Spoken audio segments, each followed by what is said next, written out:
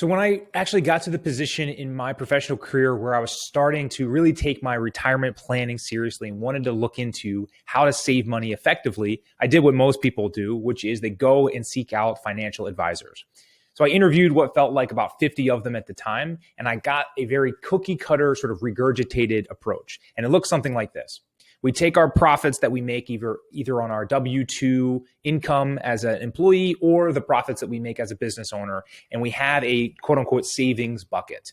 And what normally happens? We can drop these into kind of two distinct areas. We can stick them in a regular bank account, or we can put them in this fun and interesting thing called investing.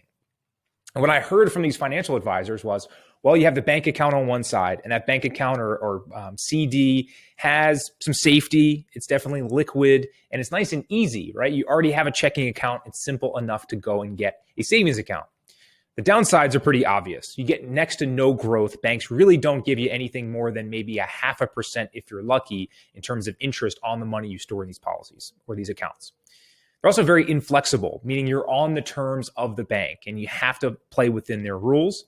And if your money is not growing, then what's it doing? It's actually deflating, right? So if every year the power of the dollar gets less and less because of inflation and your money is not growing, therefore you're actually sacrificing your money and it's deflating or losing value each and every year that it sits inside of a bank account.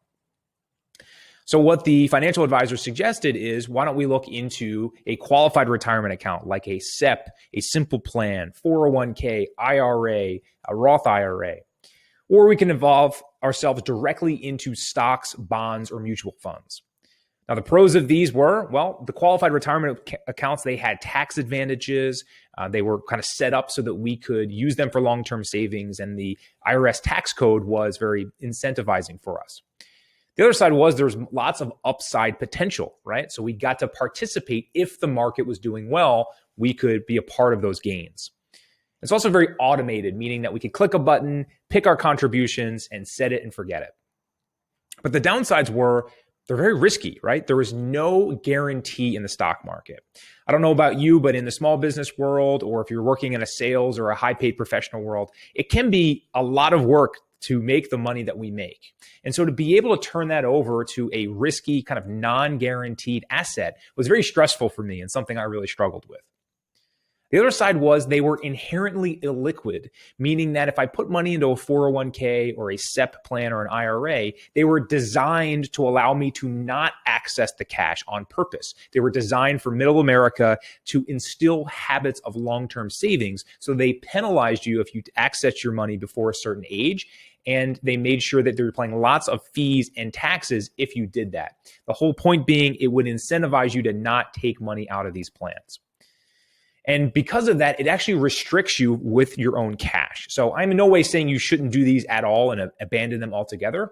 I just think when I was looking through this strategy that there had to be another option out there. When I thought about ultra wealthy, ultra successful people, I had a hard time wrapping my head around them picking one of these kind of lesser of two evils. I thought they both had their place inside a financial plan, but none of them really excited me and made me super confident where I wanted to put all my money into one option. And so what I did is start to look into how the wealthy look at this. And I realized that they weren't going through traditional financial planners. They had a different mindset, a different eye for this. And there were secrets that weren't being told by the average planners out there. And so in the next video, we're going to talk about what the wealthy actually do and how they think about themselves and their finance.